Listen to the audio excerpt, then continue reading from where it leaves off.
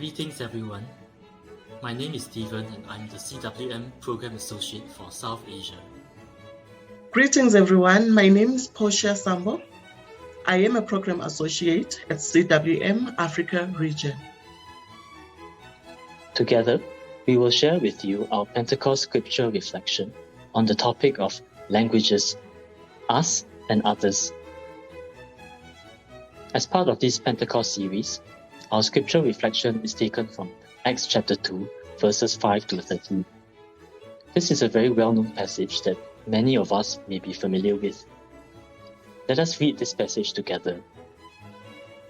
Now they were staying in Jerusalem, God-fearing Jews from every nation under heaven.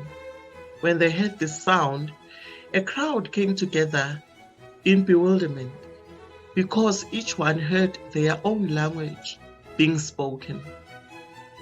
Utterly amazed, they asked, "Aren't all these who are speaking Galileans? Then how is it that each of us hears them in our native language? Parthians, Medes and Elamites, residents of Mesopotamia, Judea and Cappadocia, Pontus and Asia, Phrygia and Pamphylia, Egypt and the parts of Libya near Cyrene, visitors from Rome, both Jews and converts to Judaism, Cretans and Arabs. We hear them declaring the wonders of God in our own tongues." Amazed and perplexed, they asked one another, "What does this mean?" Some, however, made fun of them and said, "They have had too much wine." Here are some quick observations on languages in the context of this passage. We understand that all the languages heard on the day of Pentecost were significant and important. They were necessary, as the Jews from other countries best understood the language each of them spoke. It is apparent that everyone preserved distinctiveness through their language and culture, yet they had much in common with all the others. So far, we've been speaking of human languages, oral and written languages, used for communication. However, when we look at language in a metaphorical sense, we observe that people in this world speak different issues depending on their background, culture, and upbringing. Some speak of prosperity and individuality, while others speak of survival and basic rights. These issues, or languages, separate people on a fundamental level. Much like the natural languages people speak, miscommunication and disconnection happen when people speak different issues. Sometimes this may be used to exclude other groups or even marginalize them. For instance, someone who speaks the language of prosperity may contribute to the existing system that privileges the rich and sidelines the less fortunate. To understand and share about the foreign worker situation in Singapore, CWM's East and South Asia regions created a video production entitled "A Conversation with Migrant Workers in Singapore." In this interview series, migrant workers describe the joys and challenges they faced in Singapore. Here is an extract. As they land in this new land, they come with that kind of burden. And when they are adjusting to a new environment, to the language that they struggle, they can't really express what they're thinking, or even if they are being abused or treated badly, they have no voice, they could not share. Oh, it's a kind of hell. In that dormitory, the walls red color. Why red? The bed bugs, whole floors and the walls all red color. So most of workers sleep on the road at night. They cannot stay in the dormitory. So sad those days. Mainly if they see our skin color, then that's the time they start to treat us like, oh, they are foreigners. If we talk to them or if we like really sit with them, sometimes they like feel like itchy or like this kind of thing.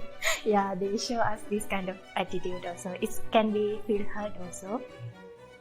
The Pentecost come at the time when the world is facing economic crisis, unemployment, underemployment, and high level of crime. The unemployment rate in South Africa is sitting at 35%, which interacts with other socio-economic problems such as inadequate education, poor health, and high rate of crime and violence. Legal or illegal migrants. Having migrants in our country, the advantages are it has increased economic growth, greater cultural diversity, a solution to an aging population. However, above all mentioned, we find ourselves condemning migrants for taking over of jobs and businesses. We're condemning illegal migrants for high level of crime and violence, such as killings, cable theft, peddling of drugs, and etc. When it comes to our communities, we find most communities retaliating, which leads to mob justice, and South African people are being accused of being xenophobic. We find ourselves speaking the language of criticism among ourselves, the language of hate, retaliation, and war among our own African brothers and sisters. We have forgotten about the new generation, the children that are looking up to us. We are sowing a seed of division and anger.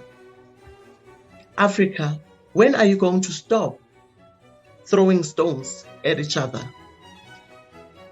African brothers and sisters, let us unite, forgive one another. Let us speak the language of love. Let us speak the language of compassion, tolerance, and justice. May God heal our land. With all the above mentioned issues, building life flourishing communities is possible. When people speak different issues, they create divisions and rifts in their churches, communities, cultures, and countries. It is only when we start crossing cultures and building bridges between communities that we can make progress in mutual understanding. When we leave behind our stereotypes and prejudices, we make room for other cultures, communities, and ways of doing things, bringing us closer to the life-flourishing community that we aim to create. Thank you very much. Peace be with all of you.